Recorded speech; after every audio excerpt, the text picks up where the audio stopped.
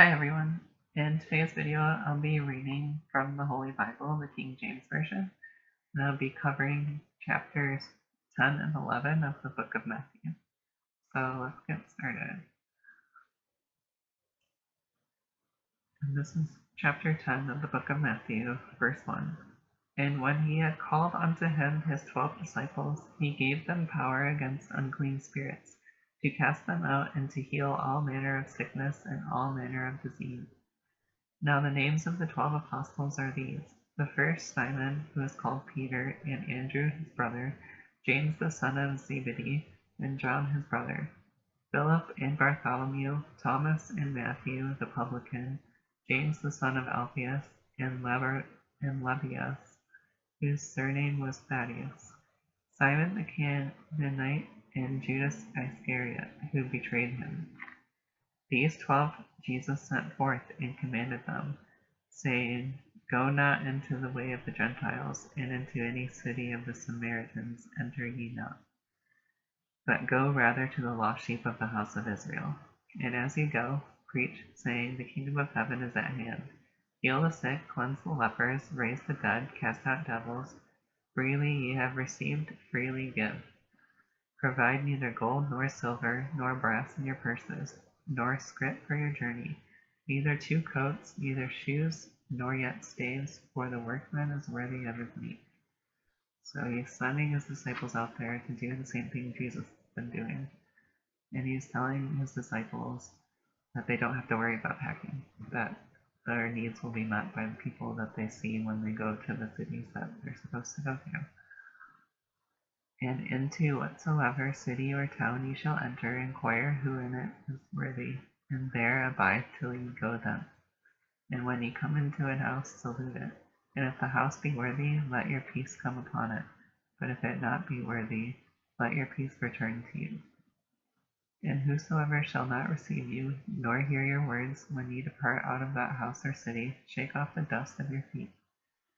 Verily I say unto you, it shall be more tolerable for the land of Sodom and Gomorrah in the day of judgment than for that city.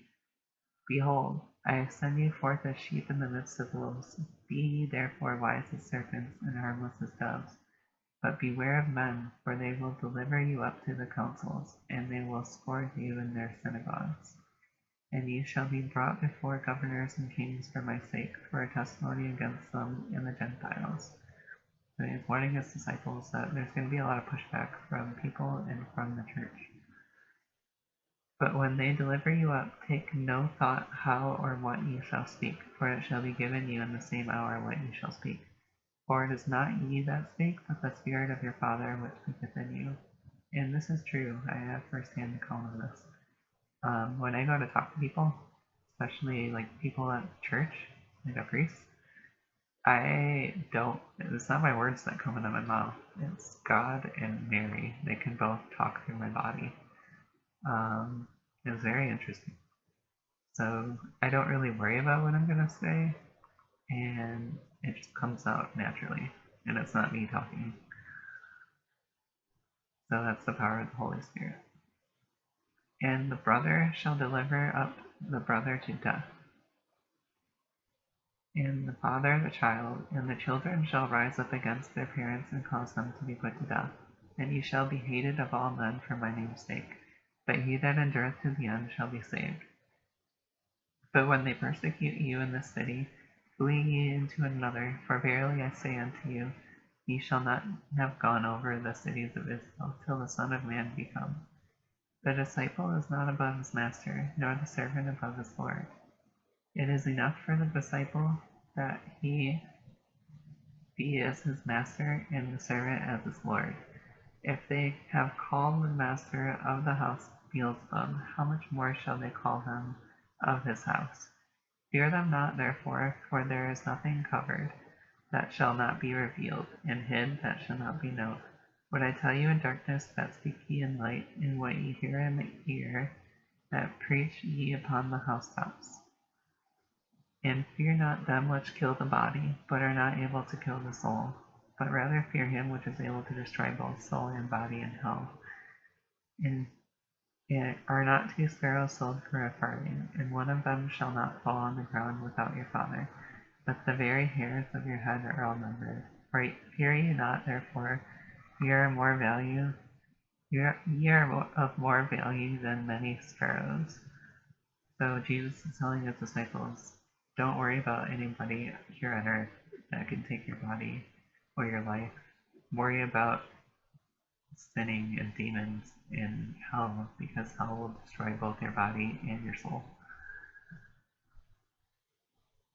Whosoever therefore shall confess me before men, him will I confess also before my Father which is in heaven. But whosoever shall deny me before men, him will I also deny before my Father which is in heaven. Think not that I am come to send peace on earth. I came not to send peace, but a sword. For I am come to set a man at variance against his father, and a daughter against her mother, and the daughter-in-law against her mother-in-law. And a man's foes shall be they of his own household. He that loveth father or mother more than me is not worthy of me, and he that loveth son or daughter more than me is not worthy of me. And he that taketh not his cross and followeth after me is not worthy of me. He that findeth his life shall lose it, and he that loseth his life for my sake shall find it. He that receiveth me receiveth me, and he that receiveth me receiveth him that sent me. He that receiveth a prophet in the name of a prophet shall receive a prophet's reward, and he that receiveth a righteous man in the name of a righteous man shall receive a righteous man's reward. And whosoever shall give to drink unto one of these little ones a cup of cold water only in the name of a disciple, verily I say unto you, he shall in no wise lose his reward. So that ends the book of Matthew, chapter 10. And I don't really have any reflections on that last part of the chapter. Other than Jesus came to split families apart. That's kind of what happened to my family here on earth. Religion split my mom and my dad apart, and they got a divorce because one was not very religious and the other one was. And that wreaked havoc on my life. It probably happens to a lot of people out there. Their families get destroyed. There's a lot of broken families in this country and around the world. And now I'll move on to chapter 11 of the book of Matthew. And it came to pass, when Jesus had made an end of commanding his 12 disciples, he departed thence to teach and to preach in their cities. Now when John had heard in the prison the works of Christ, he sent 2 of his disciples, and said unto him, Art thou he that should come, or do we look for another? Jesus answered and said unto them, Go and shew John again those things which ye do hear and see. The blind receive their sight, and the lame walk. The lepers are cleansed, and the deaf hear. The dead are raised up, and the poor have the gospel preached to them. And blessed is he whosoever shall not be offended in me. And as they departed, Jesus began to say unto the multitudes concerning John, What went ye out into the wilderness to see? A reed shaken with the wind? But what went we out for to see? A man clothed in soft raiment? Behold, they that wear soft clothing are in kings' houses. But what went ye out for to see? A prophet? Yea, I say unto you, and more than a prophet. For this is he of whom it is written, Behold, I send my messengers before thy face, which shall prepare thy way before thee. Verily I say unto you, among them that are born of women, there hath not risen a greater than John the Baptist. Notwithstanding, he that is least in the kingdom of heaven is greater than he. And from the days of John the Baptist until now the kingdom of heaven suffereth violence, and the violence take it by force. For all the prophets and all the law prophesied until John. And if ye will receive it, this is Elias, which was for to come. He that hath ears to hear, let him hear. So Jesus is talking about the other prophets that came before him. But whereunto shall I liken this generation? It is like unto children sitting in the markets, and calling unto their fellows, and saying, We have piped unto you, and ye have not danced. We have mourned unto you, and ye have not lamented. For John came neither eating nor drinking, and they say, He hath a devil. The Son of Man came eating and drinking, and they say, Behold, a man gluttonous, and a winebibber, a friend of publicans and sinners, but wisdom is justified of her children. So he's talking about how John was hated and considered a devil or a demon possessed, and so was Jesus. And Jesus ate and drank, while John really didn't. He just ate for a substance, and he ate locusts and honey. Then began he up to upbraid the cities wherein most of his mighty works were done, because they repented not. So he went out to cities and performed miracles, and nobody cared. Woe unto thee, Chorazin! Woe unto thee, Bethsaida! For if the mighty works which were done on you had been done in Tyre and Sidon, they would have repented long ago in sackcloth and ashes. But I say unto you, it shall be more tolerable for Tyre and Sidon at the day of judgment than for you. And thou, Capernaum, which art exalted unto heaven, shall be brought down to hell. For if the mighty works which have been done in thee had been done in Sodom, it would have remained until this day.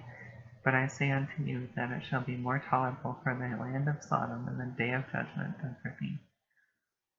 Because he is performing miracles in these cities and towns, and people aren't changing their ways. They're not moving away from sin. They're not taking heed of what Jesus is saying.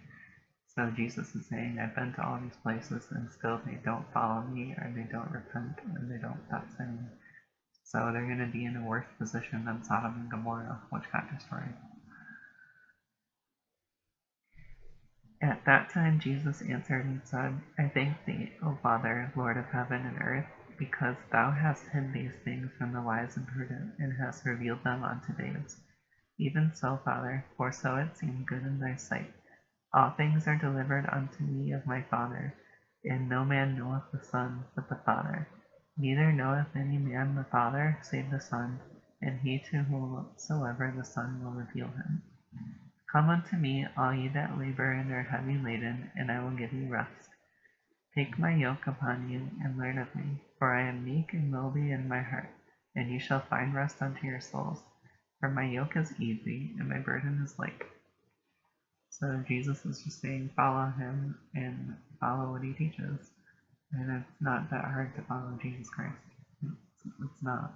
You just follow the Ten Commandments, basically. And you treat everyone with love and respect, even if they don't treat you back with it. And you forgive, and you don't hold on to grudges. And that wraps up Matthew chapter 11.